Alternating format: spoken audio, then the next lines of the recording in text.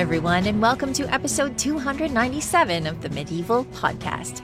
I'm Danielle Cebulski, also known as the 5-Minute Medievalist. Grief is something that affects all of us differently, but when you're in the public eye, everyone has an opinion about how you should be expressing it, and this is as true of the Middle Ages as it is today. For 3 medieval queens in particular, expressing grief the right way had immense and far-reaching consequences. This week, I spoke with Dr. Nuria Silleras Fernandez about grief and the quote-unquote madness of 3 Iberian queens. Nuria is professor of Spanish and Portuguese at the University of Colorado, Boulder, and the author of several works on Iberian women, including Power, Piety, and Patronage in Late Medieval Queenship, Maria de Luna, and Chariots of Ladies, Francesc Aixmenes and the Court Culture of Medieval and Early Modern Iberia. Her new book is The Politics of Emotion, Love, Grief, and Madness in Medieval and Early Modern Iberia. Our conversation on what grief and widowhood were supposed to look like for queens, how grief and madness were thought to be intertwined with true love, and how the grief of the women in the famous Isabella the Catholic's family shaped the history of Spain is coming up right after this.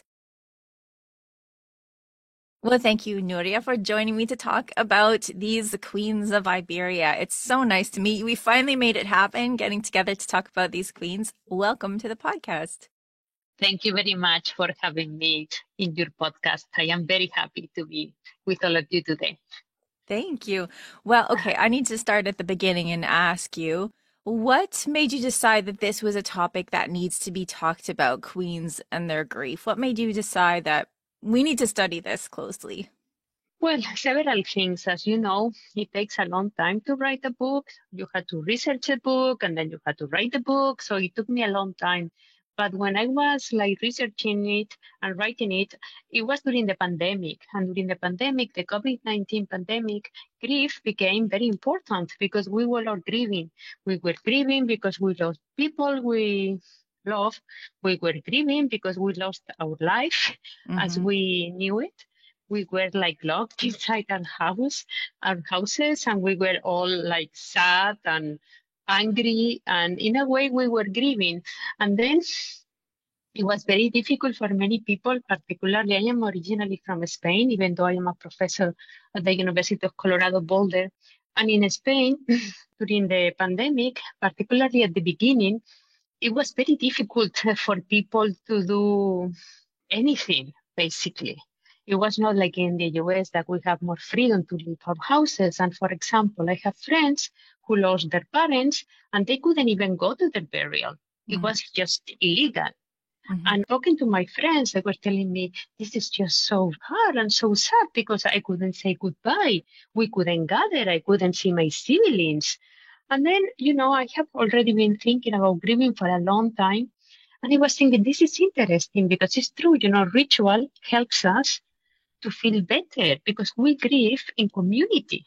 And all the practices that we do help us to move forward. And it's very difficult to move forward if you cannot ritualize death in a way. And if you had to be just inside your house, your apartment. So I was thinking about all of this when I was writing my book. I am a medievalist. And I was thinking, I know 3 Iberian queens that have problems with grief, and they have never, ever been studied together, and they have never been studied from the point of view of grief. Juana the Mad is very famous because she was known as the Mad, because she was mad. And then some people knew that she had a grandmother who also suffered from grief. But when I discovered that Juana had also an elder sister who also suffered from grief, I was thinking, I see a pattern here. People were struggling with grief and with mental health issues. And it's very important that we discuss these things so people know how in the past they also had problems with grief and emotions and suffering. Yes. So give us a sense of what things were like in Iberia around grief in general at this time before we get into the queens themselves. Okay, so in the Middle Ages and the early modern period, we see changes in grief. So during the whole Middle Ages, the church tried to control grief because, in a way, Christianity thought that those who were grieving a lot were not obeying God's will. They were not following God's will because, after all, if someone died, it was because God decided to take them with him or to send them to hell, whatever. So in a way, it was like it was all about God. So for a few centuries, the church tried to legislate how to grieve, what was appropriate, what was inappropriate. For example, they were trying to move beyond the model from antiquity where people were like pulling their beard and their hair and they were scratching their faces. All that performance of grief that was very physical, they tried to control that. And the same thing happened in The Crown. The Crown also tried to control grief following the church ideals. You had to control your emotions while grieving.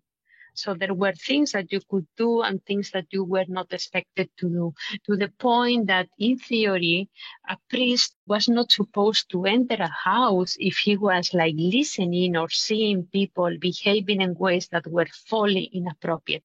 That said, it took the church many centuries to control that because when people were like suffering really intensely, it was very difficult for them to control the old ways. But Yes. in the 16th century, you see that little by little control and restraint succeeded. Yes, it's interesting when you think about it that way, where we think of grief as being something healthy, something that you should be going through. And I think nowadays people are starting to say, let those feelings out rather than restraining them. And so it's interesting to have a look back at this moment in history where people are trying to hold it in, because I think that this is super important to what you're talking about in the book. Okay, so we need to Mhm. get into the queens. So give us a sense of what time period we're in, first of all, and what things look like in the Iberian Peninsula, because some of this relates to politics. So tell us a little bit about what things are like then and there. Well, yes, because I am studying grief in connection with love, because the idea was that those who love are those who grieve, because unless you really love someone, you are not going to be suffering as much. So, and this is part of the problem. So I am studying three queens that are all related to the most important queen of the Iberian Peninsula, Isabel the Catholic. Isabel the First of Castile married Fernando II of Aragon, and they are known as the Catholic monarchs. These two are very important in world history because they were the ones who unified dynastically Spain. They were the ones who conquered the last Muslim kingdom in the Iberian Peninsula, Granada. They were the ones who created the Inquisition. They were the ones who expelled the Jews from their kingdoms. And they were also the ones who sent Columbus to India. But as you well know, he ended up in the Caribbean. Hmm. So they started, in a way, the colonization, the conquest, and the exploitation of the Americas. So they are very important in Spanish history. So Isabel the Catholic and Fernando, Isabel had a mother. Her mother was Isabel of Portugal. Her mother is one of those people who suffered from intense grief. Isabel the Catholic and Fernando had four daughters and a son. So I am studying two of their daughters, their eldest daughter, also named Isabel, and then also Juana. One of the problems is that all of them were named Isabel because Yeah. the monarchy is all about continuity. So you had to show, that continuity, and a way of showing it is through names. So Yes. in 1492 was when they expelled the Jews and they say Columbus to the Americas. In 1480 was when the Inquisition started.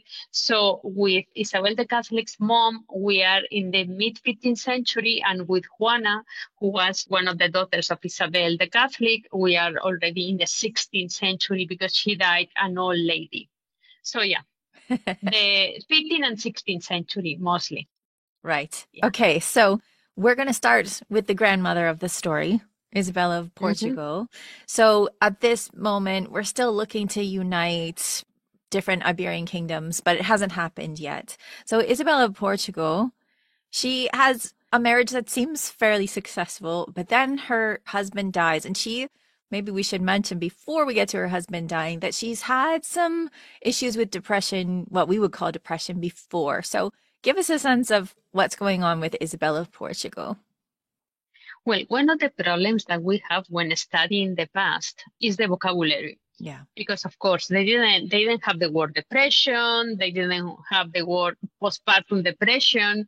So I had to be careful in the book, because even though I say and I explain that we have a different terminology and I try to use the terminology from the period, it's also important that we acknowledge that if a historical source says that a lady had a baby and all of a sudden she was super sad, she didn't want to leave her room, everything was like dark, and this is probably what we nowadays call postpartum depression. She had a baby and she felt terrible, and they call it melancholy. Mm-hmm. But they were aware of the fact that she was sad for no reason, and this happened to Isabel. And nowadays, apparently, because as you well know, psychiatry and psychology keeps evolving and changing. But when I was doing research, I was trying to also understand how we see these problems nowadays, because sometimes it's helpful. And in a way, when you study the past, you learn about the present, because Yeah. all of a sudden you realize, so how do we understand these problems nowadays? And nowadays we are more understanding with mental health and we want to help people, which is good. Mm-hmm. But I was reading that women who suffer from postpartum depression have more chances of developing depression later on in life. It doesn't have to happen, but it might happen to you. And I think that this is what happened to Isabel's mother, Isabel of Portugal. When her husband died, again, she was really sad, very withdrawn. She didn't want to participate in courtly activities, and she moved to another palace. And at the beginning, I had the feeling that she was happy to be away from the royal court because she was more independent. Her mother moved from Portugal to be with her, which shows me that she was not doing well, because it's very weird that your mom in the Middle Ages, in the 15th century, moves in with you. Yes, I think you're Yeah. right. Yeah, her mom came to support her, which is very sweet to see this happening because it was so unusual for sure. Yeah, yeah, yeah. And she was a widow, so I guess that she thought, my daughter needs me. She's a widow now. She has like two small children. I had to go there, so it was very sweet, and they were together until the mom died. So I think that that's actually beautiful. So Isabel the Catholic, as a child, she was living with her mom, with her grandmother, and with her brother. Yeah. Well, poor Isabel of Portugal, she had a hard time in her widowhood, not just because she was probably prone to depression anyway, which I think you're probably right about, although it's so hard to tell from the Yeah. sources.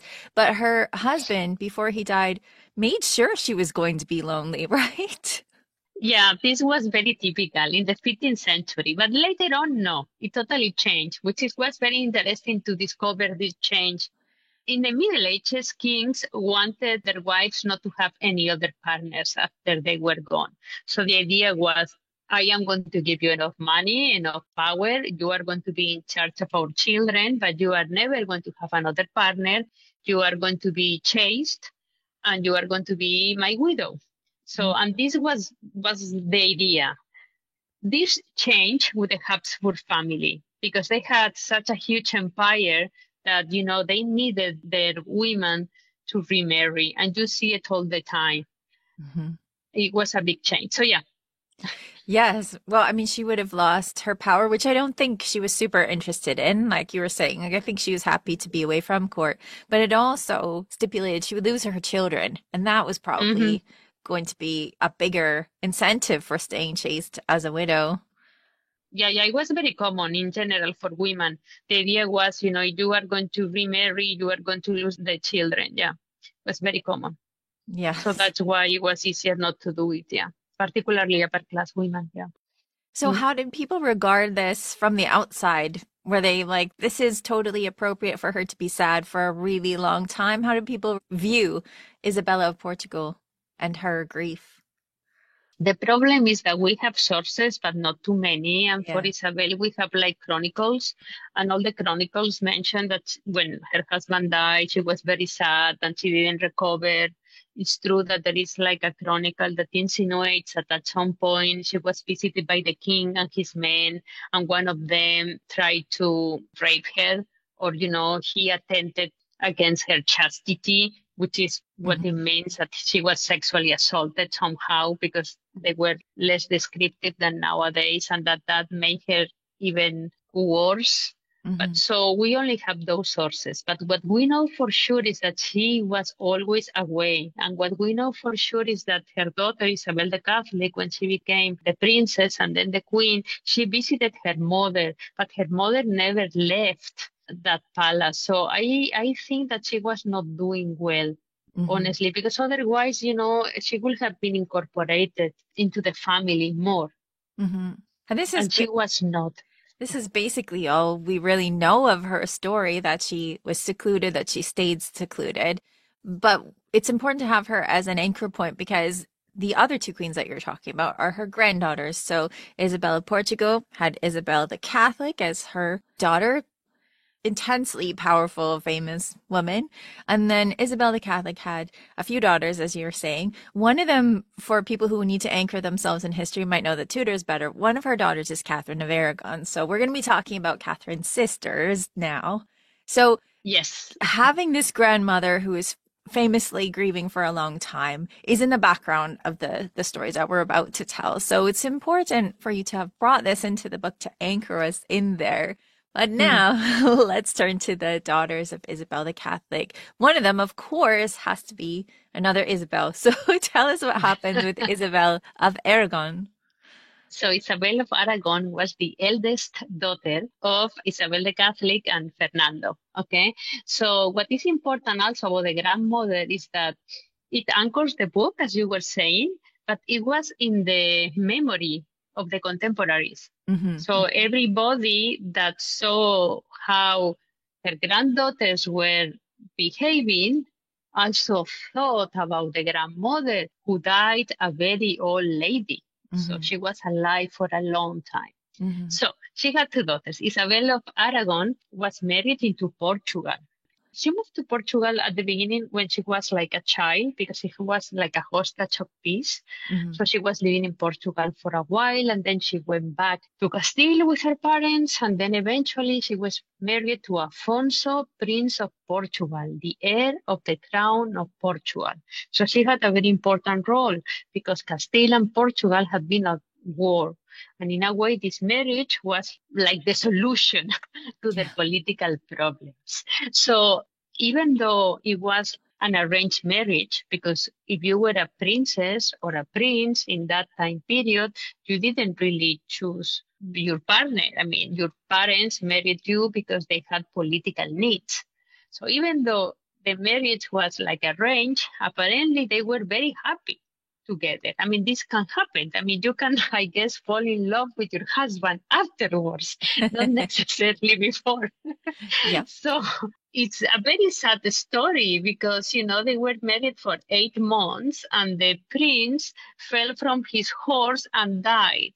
Yeah, many people fell from horses in the Middle Ages, I had to say. Yeah. And the poor boy died. He was only 16, while she was like 5 years older. And then the Portuguese had a way of grieving that was very intense. Not only Isabel of Aragon, the wife, who was like devastated, the parents of the prince, the court, the kingdom. I had to say that the situation was particularly bad because Prince Afonso of Portugal was an only child. Mm-hmm. So it was like a personal tragedy, but also a political tragedy, because they needed to find a successor to ensure the peaceful transition of power. So that's why everybody was like very excited and very sad. Yes, well, and as you're saying, that peace treaty also fell apart. So not only a disaster for Portugal, but a disaster for the Iberian Peninsula that everyone was thinking, well, we've united Castile and Aragon, now we're going to unite with Portugal, at least in terms of peace. And now this has fallen apart as well. So what does it say in the records that Isabel did in her grief when her really young husband died? Well, all the sources mention that she ate very little. She got very, very skinny. It was like a sort of like holy anorexia in a way. I mean, she didn't like to eat much. So many sources mention that she was too skinny.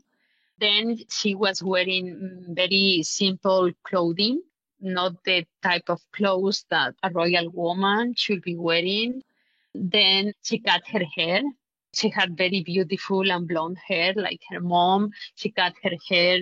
She didn't want to look or appear beautiful or appealing. She was a sort of like martyr of love in a way. She was performing grief in a very public way. She was like crying a lot. She was sleeping on the floor apparently. She didn't even want to sleep like on a bed. So she was very, very sad, very sad. And she was not the only one, but yeah, she was very sad. Do you feel, looking at what you've studied in terms of grief in the Iberian Peninsula, that she followed the Portuguese in her method of grieving, or did she follow sort of her own Castilian way of doing it, or Aragonese? I guess she could have been influenced by both of her parents. What sort of pattern of grief was she following? And do you think this was intentional or just sort of coming from within her? I think that she was following the Portuguese way because, the Portuguese court was more willing to express grief in a very physical way. So I think that she was performing like a Portuguese princess. And that said, I think that her grief was very genuine and her sadness was very genuine. Yeah, well, it's Mm. important because we're trying to establish the patterns, right? So I wanted to ask that question to see if she was expressing this in a way that you feel was coming from her or if this was a role that she was playing. And it's funny because it looks like the daughters of Isabel the Catholic don't care as much about politics as she does. So this is a question I wanted to ask about because Isabel of Portugal no longer needs to perform as a princess of Portugal necessarily. She could just go home. So I wanted to ask about what you thought about her own grief. Well, yeah, I honestly think that she let herself go more because she was in Portugal. Because, for example, her grandmother or her sister Juana didn't behave like she did. They were way more discreet in their suffering. They weren't as public.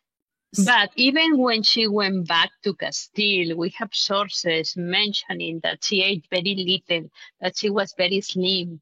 So, yeah, I think that she was not doing great even when she moved back home.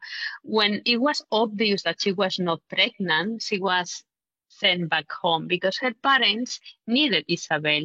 The problem was that Isabel was the second in the line of succession of both crowns because Isabel had a brother named Juan, a boy, and he was inheriting everything, but she was the second in the line of succession. So they wanted her back because her parents understood that she needed to recover, compose herself, and marry again. Mm-hmm. So she goes back to Castile and that's what she does. She's given some time to compose herself and then eventually her parents like, "Well, you need to marry somebody else." But she really drags her feet, right? Yeah. She doesn't want to get married again. She doesn't want to. And for a while, I honestly think that her parents were trying to support her because they were seeing that she was not doing well. It's very difficult to find the sources. So I am piecing like letters and small things here and there. And I have found like small mentions to Isabel and her unwillingness to get married in like letters and chronicles. Mm-hmm. So no, she didn't want to, but her parents asked her to do so. And what is more important, the new heir of the crown of Portugal was Afonso's uncle and cousin, Manuel the First of Portugal. And Manuel the First of Portugal, who knew Isabel well, because he was a Portuguese and he was living in the Portuguese court, wanted to marry Isabel. Why? Because she was the second in the line of succession to the crowns of Aragon and Castile. And when the Catholic kings offered him another daughter, Maria, he said, no, no, no, no, I want to marry Isabel. And probably, I don't know, maybe he liked her. I mean, I don't know. But I think that the fact that she was inheriting potentially was what made her so appealing to Manuel. Well, it makes all the sense in the world when we think about the fact that the peace treaty disappeared with the death of Alfonso. So it needs to be repaired. It makes the most sense in terms of politics. Everybody is thinking in terms of what's best for their kingdoms rather than necessarily what's best for this woman. And so she drives a hard bargain, right? And this is really interesting because this has huge repercussions politically and in terms of the actual human lives involved. So Isabel says, okay, I will marry Manuel on one condition. And the condition is I want him to expel all the heretics from Portugal. All the heretics. And this is a very contentious point because, sometimes scholars who study minorities, they say, no, the Catholic kings wanted to expel the Jews from Portugal. But it's way more complicated than that. And at least the Catholic kings are very clear about that. We are not asking for this. It is our daughter. And I think that the scholars have to give more credit to Isabel because she was a woman with a lot of agency. She was a princess. She was, she was like Infanta of Castile. She was a princess of Portugal and she was about to marry the king of Portugal. So, she had a lot of power at that point. And she was the daughter of Isabel the Catholic. She knew what a woman could do because her mother was ruling Castile. So, I mean, she knew that women were able to be politically efficient and active and powerful. So this is very sad. She imagined herself as a sort of Christian princess, and she thought that God had punished her before taking Alfonso away because the kingdom or herself, they were not pious enough. So yeah, it's very sad. Yes, well, it makes sense. Like, I'm disagreeing with all the points that you've made in the book and are making today. But it makes sense. Somebody who is being raised by two of the most religious monarchs in all of history and feeling like she's been punished by having her young husband taken from her. Like, it totally makes sense that this would be something that she would be asking for from her new husband to maybe please God. And maybe to sort of slow the process down because expelling all the heretics from a kingdom takes some work, takes some time. So maybe she just really didn't want to get married and thought this would be a good way of delaying it. Yeah, and the Catholic monarchs even wrote to Manuel telling him, you can send the Muslims back to Castile and Aragon. We don't mind the Muslims. So yeah, it's very, it's very strange. But I honestly think that Isabel's conception of Christianity became very radical at that point. So what was the fallout in Portugal? Who ended up being expelled in the end? So this is a very difficult question to answer because, the Jews were expelled. Well, those who didn't convert. Conversion was an option, okay? Conversion was an option. But in theory, the Jews were sent away. Many of them were forced to leave. And then by heretics, she also meant some Judaizers, so all Jews who had converted to Christianity but were practicing Judaism in secret and were prosecuted by the Inquisition in Castile and Aragon had moved to Portugal to avoid more pain. So those ones were also supposed to leave. And then in theory, also the Muslims, but it is not clear how many left and what happened. But, she was very inclusive in her exclusion. Yes. She wanted everybody out. Yeah. So a very destructive condition, but it's met. It's met by her future husband, and she goes to Portugal and she marries But even after all this destruction, it does not last, right? But it almost worked, It I have to almost say. worked. Because then, as Manuel was participating, because Manuel had spent some time as a child in Castile, and he knew, Isabel, Fernando, and all the children, Juan was kind of like a weak prince, his health was not very good. So eventually, the poor boy died when he was like 19. And then Isabel actually inherited. So, in a way, he was right. His wife inherited Aragon and Castile. And they had a child, but Isabel, who was sick, all the sources say she was very slim. She was not ready to bear a child. So she died as a consequence of giving birth to a prince, Miguel. And Miguel later on died when he was 3 years old. But I have to say that Manuel at that point was really tired of Isabel, I presume, because as soon as she died, he left the baby with Isabel and Fernando and he went back to Portugal. He needed to deal with Portugal. He had been in Castile for a long time, so he just left. Yeah, sort of surprising after all the effort, but I mean, there are people's personalities involved here as well, right? They're not just little dolls that will marry and live Yeah. happily ever after. And I mean, this is certainly the case with Isabel's sister, Juana, who we need to talk about because, Oh my gosh, yeah. wow, what a story. I mean, not every medieval woman's life is easy, but Juana's seems especially difficult. So tell us Yes. about Juana. Juana was not supposed to inherit the crown of Castile, neither the crown of Aragon, because she was like the third one in the line of succession. So she was not supposed to inherit.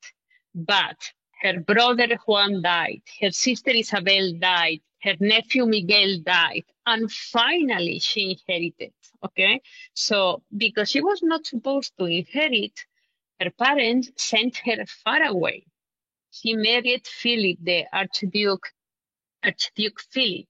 So she was in Flanders, she was in the Low Countries, she was in Burgundy, she was in all those lands. She was like in Europe. She was not supposed to inherit. She was very far away. So her brother Juan had married Margaret of Austria, who was Philip's sister. It was like a double marriage, a double alliance. Mhm. And she was not supposed to inherit, but she did. These things happened in the Middle Yes. Ages. So she's married far away and she brings people with her, but her husband Philip has no tolerance for her heritage, right? He's just absolutely cruel. And this starts really early in their marriage, doesn't it? Yeah, and I like the adjective that you are using, like cruel. I really think that he was cruel, honestly.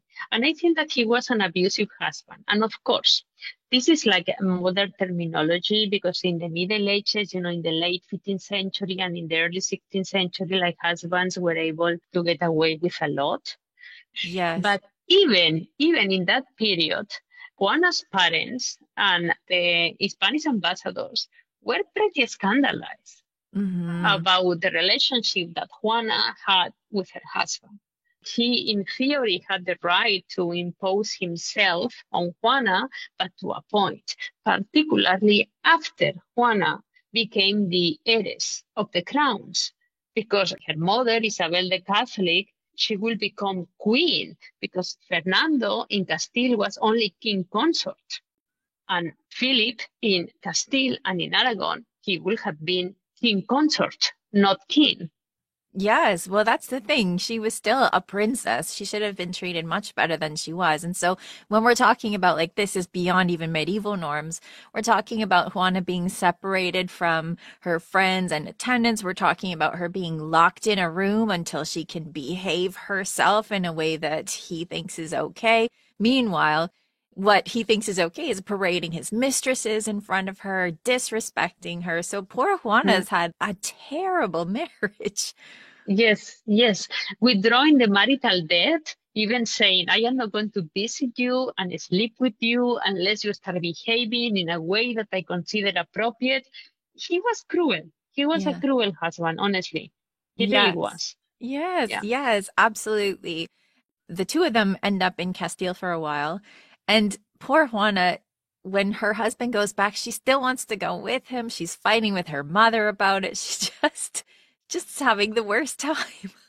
Yeah, well, the problem is that, when she became the heiress of the kingdoms, when her sister Isabel died, her parents called her in because the idea was, okay, now you need to be sworn by the courts and your husband too, and you had to become a queen in training. And I had to say that all the things that we were discussing, all the very, very bad episodes happened after that trip to be sworn as heir. It happened a bit later. So when they came the first time in 1502, 1503, they were bad, but not that bad. And the problem was that Isabel wanted Juana to stay in Castile because now she had responsibilities beyond being a mother and a wife.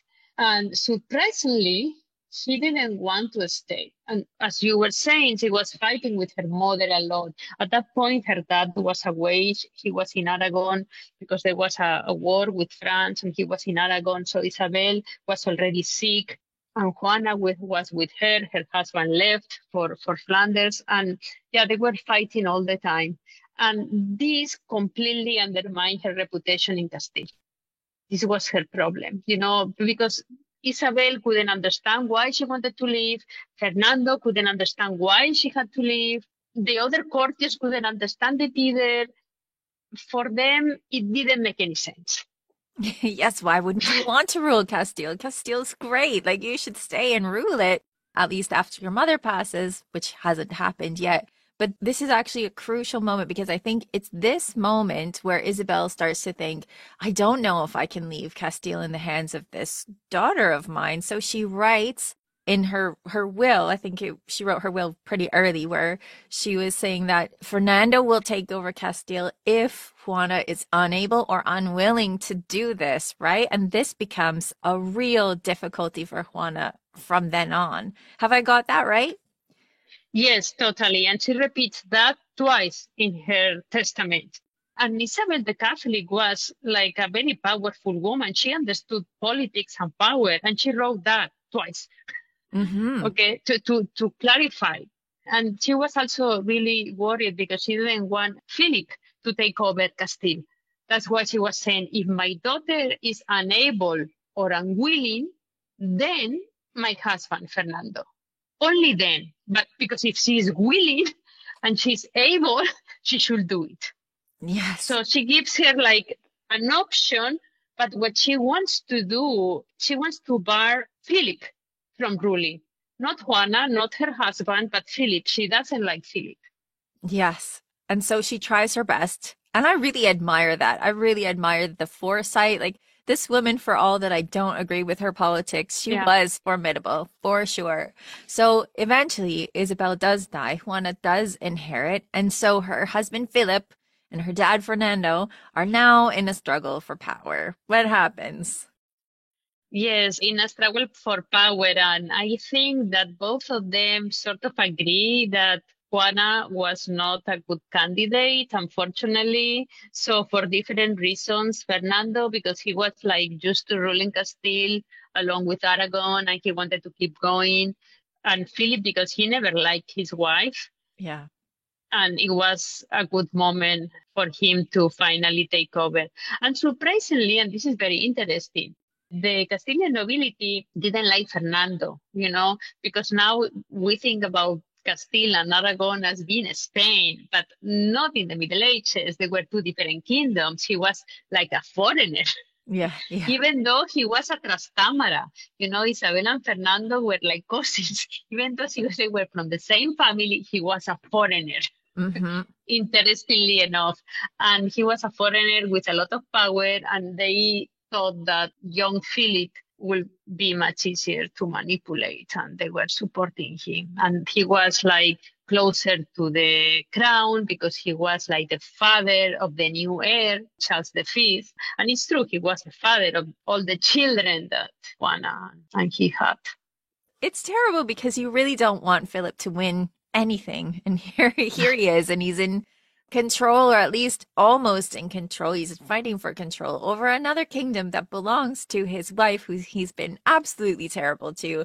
This is not a moment in that story that I enjoy at all. At all. It's No, no, terrible. no, no. So Philip doesn't last that long, fortunately for me, because I'm not his biggest fan. He doesn't last that long. But even then, Juana doesn't get her rights as queen, even though she's kicking and screaming for them at some points, right? Yeah, yeah, apparently, yes. She was like really disappointed about the situation, but Philip was really good at keeping her like isolated with the excuse that she was pregnant and that she was not feeling well.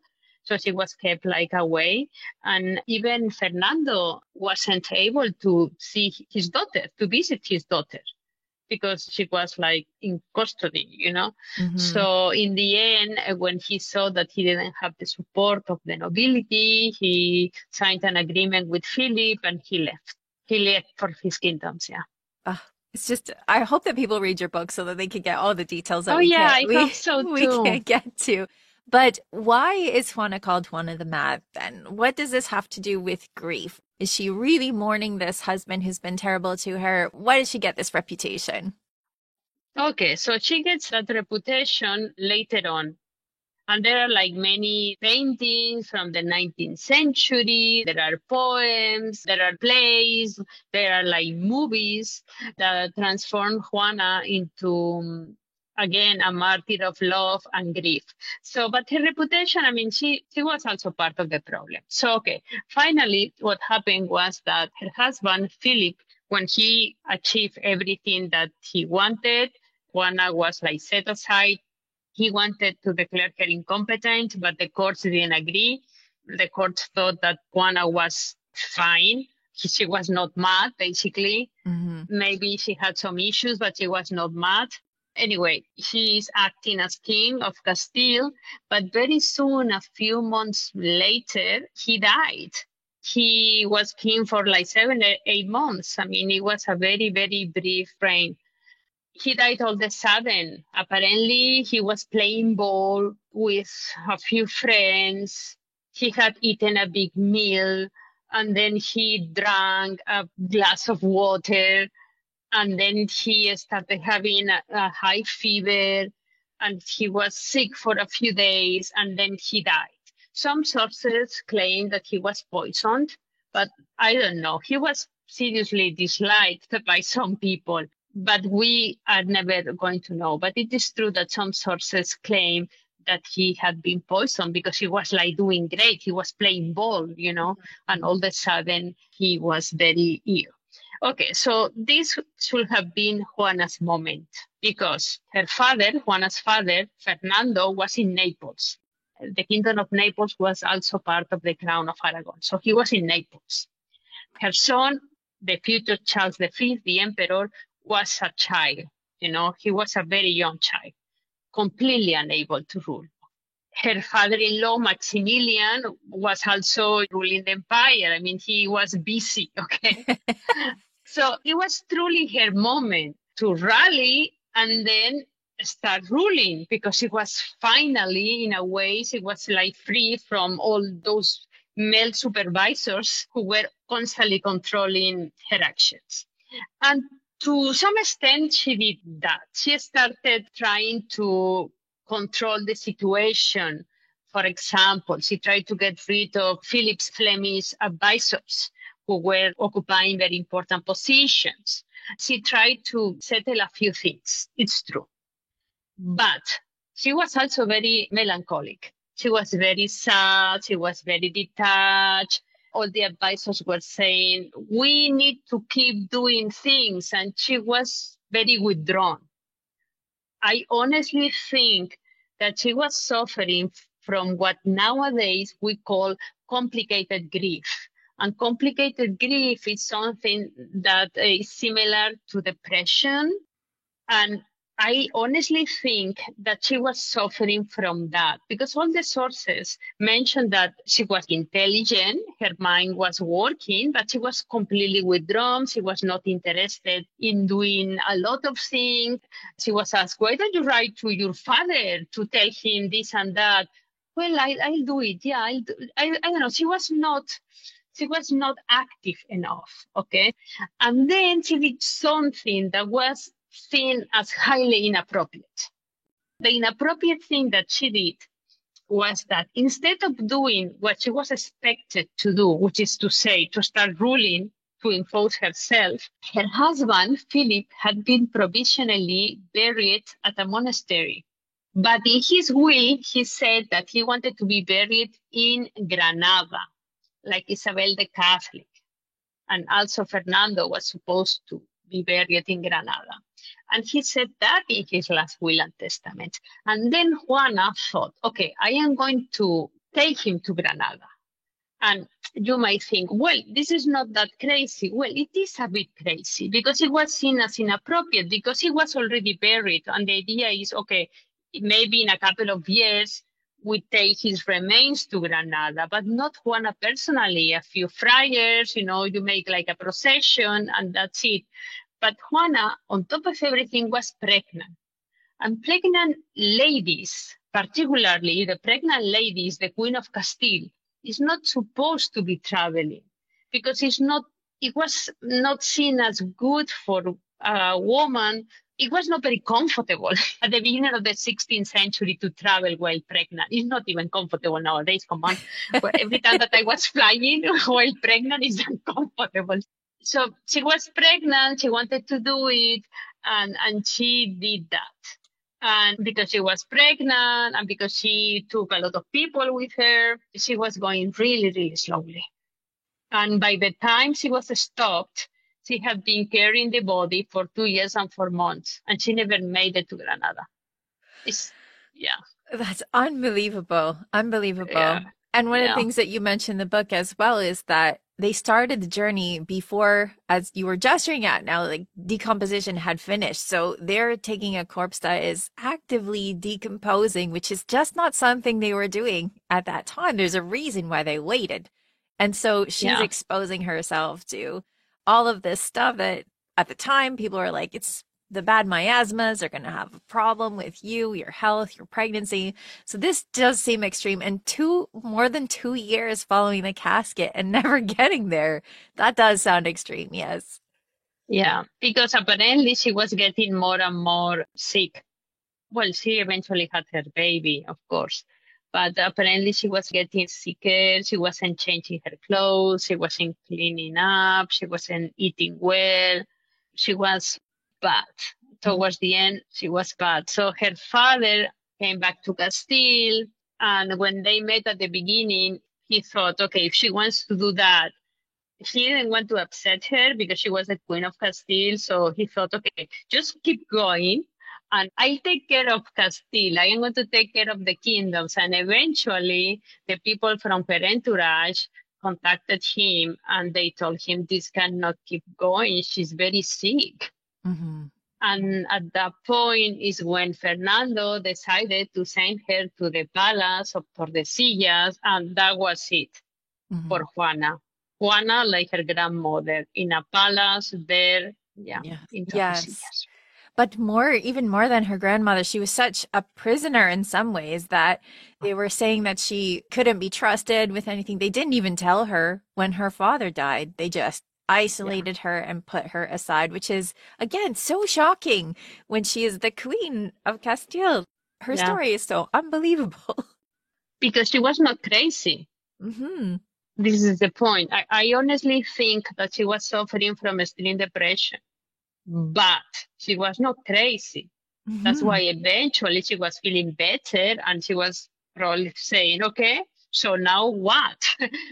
Yeah. And that's why she needed to be just there because otherwise her husband and later her son couldn't rule. So they thought, we are going to leave her there. And eventually she was a prisoner. So that I am sure that impacted her mental health.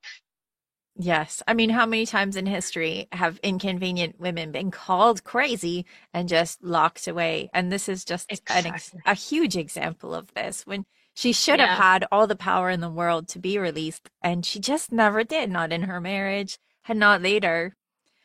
Oh, there's so much more to say about Juana and about these other Isabels, but we do need to wrap up because this is, we are talking for longer than usual, but I love it. I love it. This is such a great discussion. So I have to ask you, in looking at grief and these women, is there one thing that you want to leave people with after having studied them, studying women and grieving? Is there one thing that you want to say to people who are listening about studying these women at this time and understanding them? Okay, I want people to remember that emotions, even though we tend to think that emotions are universal and many emotions are universal, they are also profoundly cultural. Mm-hmm. And they are also gendered. And women were seen as extra emotional. And that was a problem for them, particularly if they were women who were very powerful. Because even Isabel the Catholic had problems with grief. Towards the end of her life, she was very sad because her son died, her daughter died, her grandson died, and Juana, she was very worried about Juana. So Isabel had been working on that huge project, Castile, and all of a sudden she was like worried about the future. So I want people to remember that women have been considered always extra emotional, and that has been a strategy to deprive them from their power and to consider them less. So I want them to remember that the emotions are cultural, that they change over time, and that women many times were considered emotional for all the wrong reasons. I think that is a great place to end that because I think it is so true. And I'm hoping that people will use your book as an example of how to pull these things apart, even when the sources are scarce. So thank you so much, Nuria. I really enjoyed your book and thank you for coming on and talking to us about this. Thank you, Danielle. Thank you so much for having me. To find out more about Nuria's work, you can visit her faculty page at the University of Colorado, Boulder. Her new book is The Politics of Emotion: Love, Grief, and Madness in Medieval and Early Modern Iberia. Before we go, here's Peter from medievalist.net to tell us what's on the website. What's going on, Peter? Hey. Well, later this week, I am flying across the Atlantic and heading to the International Medieval Congress in Leeds, England. It's going to be such a great time. I'm so envious. You're going to see all of our favorite people. Indeed. It's going to be awesome. Indeed. It's like a pilgrimage, right? For all medievalists. Mm-hmm. I don't have too much to do while I'm there, but I am hosting a special talk with Steve Tibble, a friend of medievalist.net. Yes, and friend of the podcast. That's going to be awesome. What's Steve going to be talking about with you? Yeah, he's just putting the finishing touches on a new book that'll be out this fall about the Templars and Assassins. Awesome. So he's picking these obscure topics to write about. I don't know if you could call the Assassins obscure after, Assassin's Creed became such a bestseller. Maybe there's some popular interest in the topic. We'll see who comes. Yeah, well, I'm always interested in Steve's take on the Templars, so I'm sure that's going to be an awesome session. So I'm doing that. Otherwise, I will be traveling the wilds of England and enjoying many medieval topics. Awesome. And you're going to be sending reports back to us? Yeah, check out our social media. I'll try to be pretty active on it. Awesome. On the website, we have this really interesting piece by Daniel Morris. And he's not a medieval historian per se, but he's actually an AI data specialist at Reddit. Mm-hmm. And so what he was doing was he was exploring the letters of Margaret Paston. Paston letters are the kind of very famous 15th century collection. A lot of people look at social history. We wanted to find out what was the authentic voice of Margaret. Since she couldn't write herself, she had to have scribes transcribe it, which usually were her sons. Mm-hmm. But he wanted to take a look and see how various words were done, like switching from different pronouns. What was she using and what were her sons actually putting in? And some nice data analysis there. Well, that is a tricky knot to untangle. So I think there's going to be lots of people interested in finding out what the methodology for that was. Indeed. So yeah, feel free to check that out. We just got that out this last weekend, and I am looking forward to some other pieces from medieval historians that are just writing for us, telling us about their research. Awesome. Well, there's always new stuff that's appearing, plus all of the back catalog of articles, because I'm sure people will find things that they haven't read on medievalist.net. So even while you're away, there's going to be plenty to read on their website, right? We will still be putting out new content, even while I'm flying away. You got to keep the gears turning because the world needs more medieval information coming out. Indeed, indeed. Well, safe travels, Peter, and we will talk to you when you get back. Thanks. Thank you to all of you for the many ways you've supported this podcast for almost 300 episodes. Whether that's by sharing your favorites, sharing my books, letting the ads roll on through, or especially becoming members on patreon.com. In celebration of the upcoming 300th episode, everyone on Patreon is welcome to get on the episode 300 thread and ask me anything about history, about podcasting, or about my deep and abiding love for Sir Gawain. I'll answer all your questions on episode 300. All you need to do is to be a member of the Patreon community at patreon.com/medievalists. So go ahead, ask me anything. And while you're at it, if you'd like to kick in $1 or $2 to keep the lights on here at the Medieval Podcast, I'll be eternally grateful. For everything from Iberian queens to Siberian scenes, follow medievalist.net on Instagram at medievalistnet or Blue Sky at medievalists. You can find me, Danielle Cebulski, across social media at 5MIN Medievalist or 5 Minute Medievalist. And you can find my books at all your favorite bookstores. Our music is Beyond the Warriors by Guy Frog. Thanks for listening and have yourself a wonderful day.